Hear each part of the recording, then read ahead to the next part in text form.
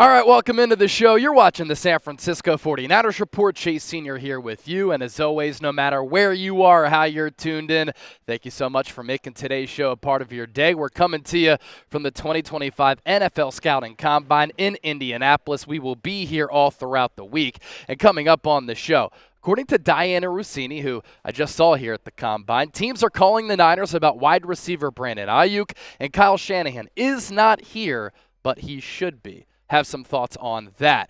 John Lynch is going to speak tomorrow on Wednesday. A lot of questions that I have for him, as well as the contingent of Niners media members, and a lot of offseason storylines that we're going to go through with the Niners general manager. We will play that interview right here on the channel, so that's why you lock us in and subscribe.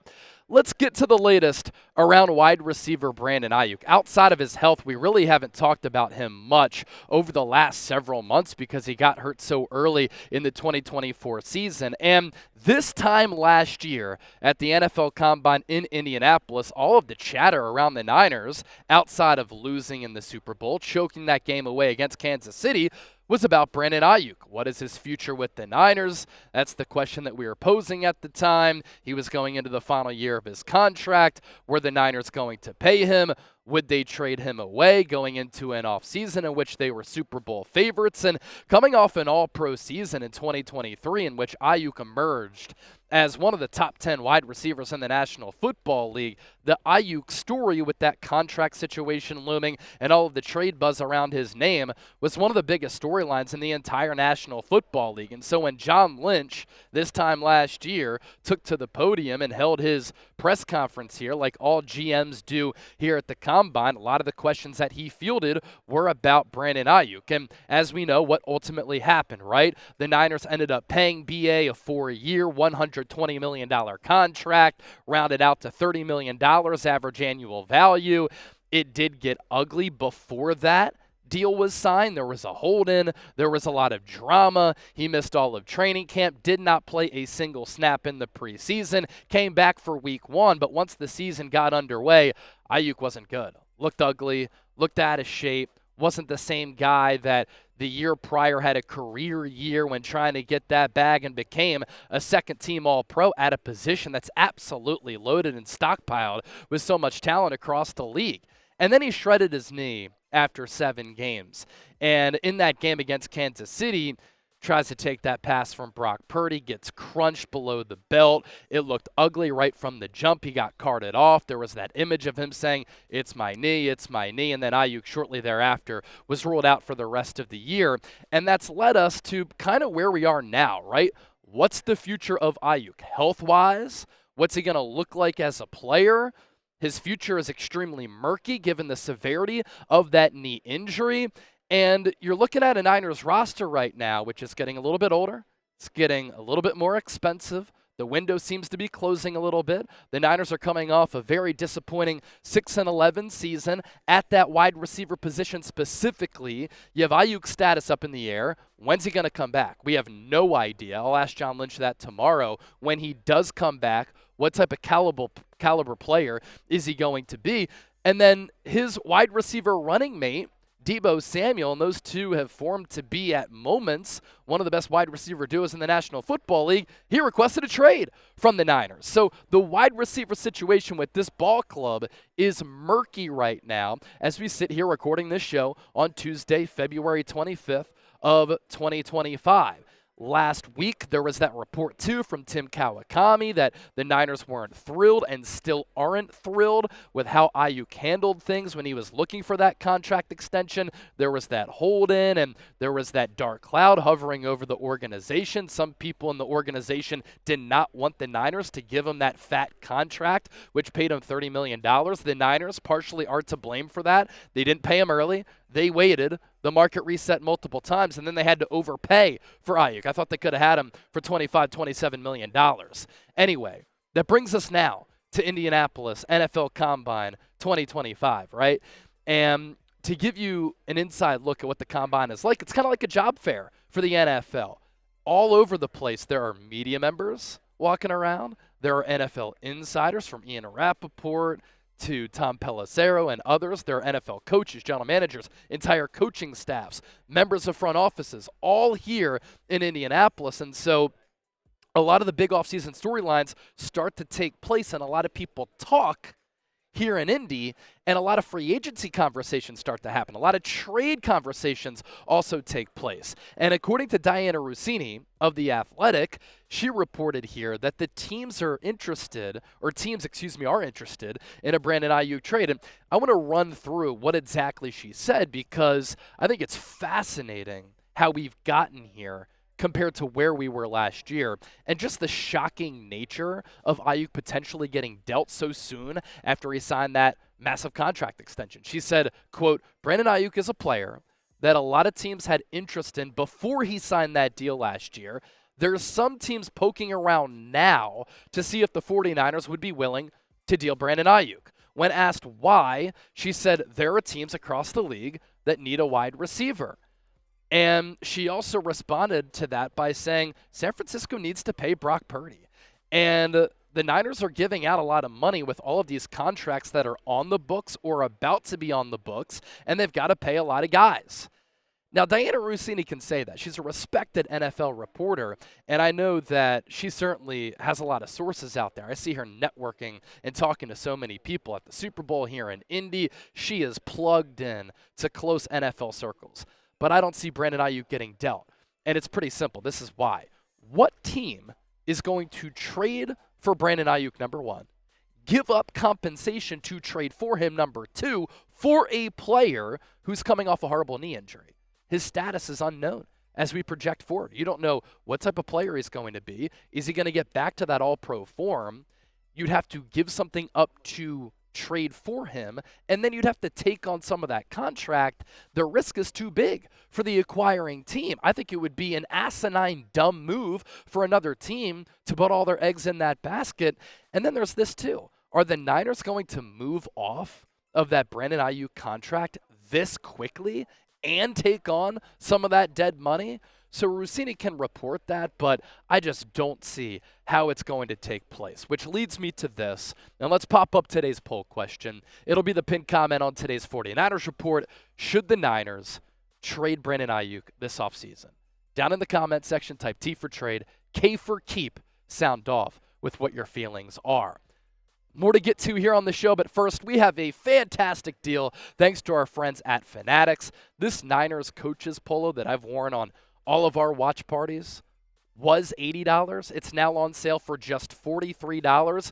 You can rock it. You can look fresh. You can support the Niners by simply plugging in that link down below. It's chatsports.com/49polo. Chatsports.com/49polo. All sizes available right now, but that deal was $80, now $43, limited time only, so get it while it's hot. You can look like me as well. I'm going to put that link down below in the show notes and attached to the pinned comment of today's San Francisco 49ers report.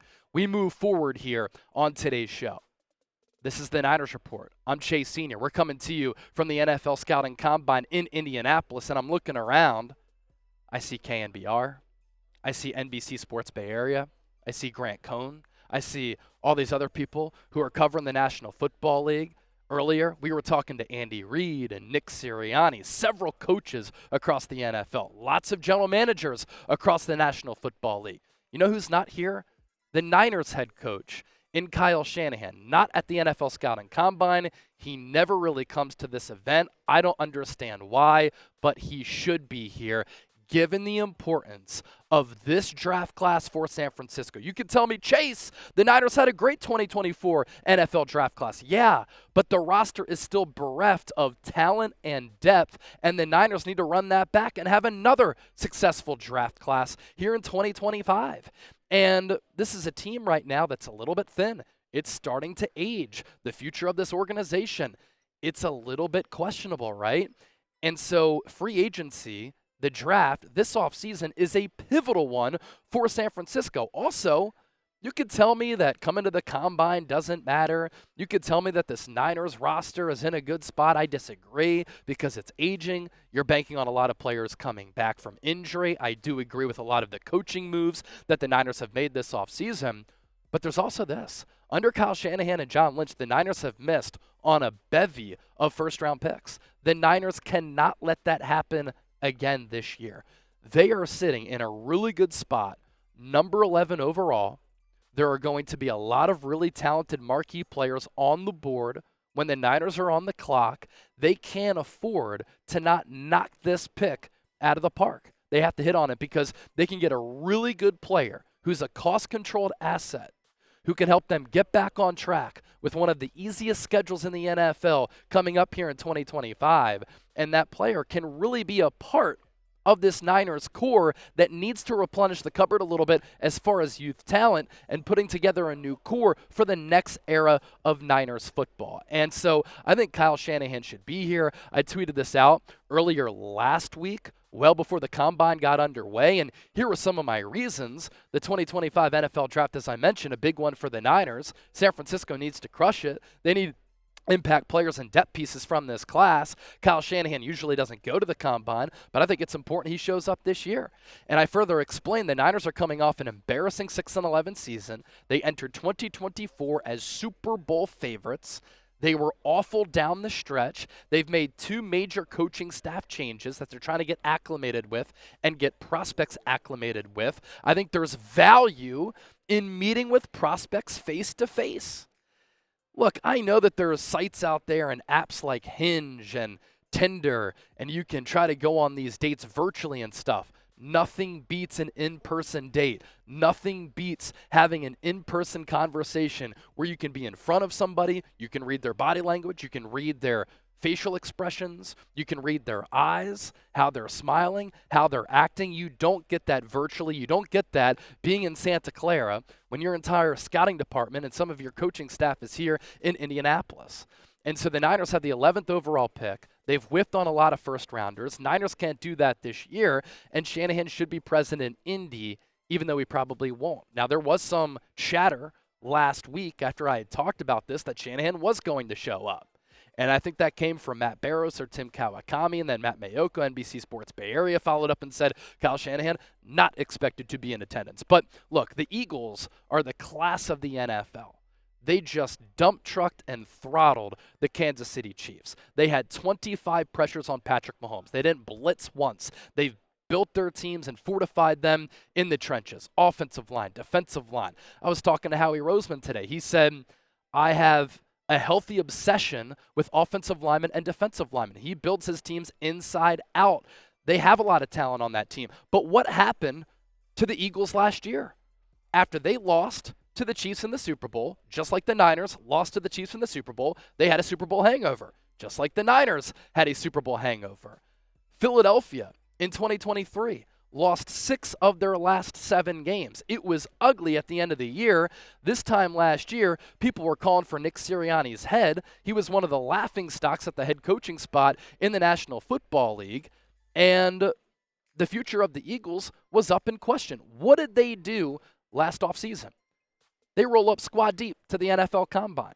They needed to bulk up that defense. They needed to make changes to that roster. They draft Quinyon Mitchell in the first round, starter in the Super Bowl, lockdown corner on the outside. They drafted Cooper DeJean in the second round. Slot nickel corner, who's a versatile chess piece on that defense. He had a pick 6 of Patrick Mahomes in the Super Bowl. He, too, was a starter. They drafted Jalix Hunt out of Houston Christian, who used to go to Cornell and was a safety there. Nobody thought he was going to go in the third round. Howie Roseman found out about him, fell in love with him, took him in the third round. That started here in Indianapolis. It started with having face-to-face conversations with some of these draft prospects. And, of course, Howie, on top of the draft and killing it there, did very well in NFL free agency. Guess what? Here in Indianapolis, there are agents, coaching staffs, players come here, all types of NFL people to start to have some of these conversations about free agency. You think it'd be important for Kyle Shanahan to be here? I think so. And so one thing that I wanted to accomplish in coming to Indianapolis was ask other coaches here in Indy why they think it's important to come to the NFL Combine. And guess what? They echoed a lot of the same things that I was talking about last week, that being here in person has a lot of benefits. So right now, you're about to hear from Mike McDaniel, head coach of the Miami Dolphins. You're about to hear from Andy Reid, 3-time Super Bowl champion, head coach of the Kansas City Chiefs, and Nick Sirianni, who just won a Super Bowl with the Philadelphia Eagles. Here's why they think it's important to be here in Indy, and Kyle Shanahan should take note? Because I can't replace that face-to-face energy and human element that is so important. Like in this game, it's the one time that however it is for us a little inefficient in terms of time. There's some downtime in the middle of the day, but for me, I'm hard pressed with how important the decisions are for the fabric of your team when it comes to the NFL draft. Everybody can do it a different way. I need to see people in person for me to kind of complete the whole picture of what I'm seeing on film. Yeah, probably most of all, just having a chance to meet the player. And then there's some things that, like baseball, that you try to keep consistent, that you like seeing the 40-yard dash on this turf, right, with it marked off the way it's marked off, with the timing and the timers that are there. So those type of things that are kind of universal exercise you like to see the guys do to compare. But the biggest thing is just getting them there. The general managers will tell you the physical part of it, taking the physical is a big part of it. And that's kind of how this whole thing started, getting the guys where they can, one shot, you got them all.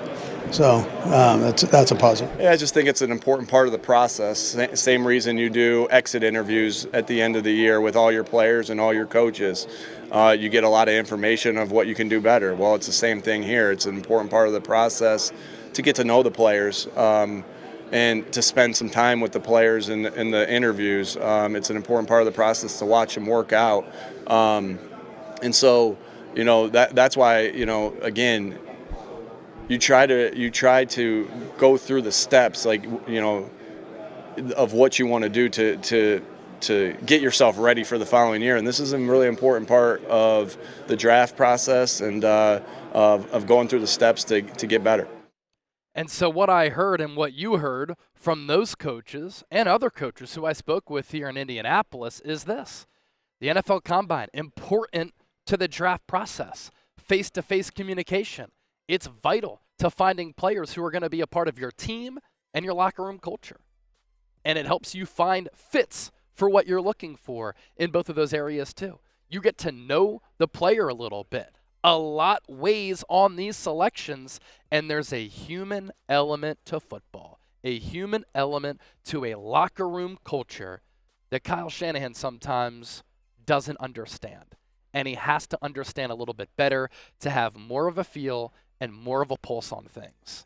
So I wanted to pass along some thoughts on that because I think Shanahan should be here. Some people will try to downplay it and say, it doesn't matter. Sean McVay, Matt LaFleur don't. Yeah, but what about Sean Payton? What about Andy Reid? What about the Harbaugh brothers? We're talking about some of the top coaches in the NFL who are here living, breathing football, trying to meet with these draft prospects to find out who can be members of their football team and impact players. And guess what? The Niners need some of those dudes. Don't forget to hit that sub button here on the show. Coverage from Indy, NFL Combine all week. John Lynch speaking tomorrow. Have a lot of thoughts and questions that I'm going to pose to him, and you'll get my reaction to that right here on the San Francisco 49ers Report. Stay tuned.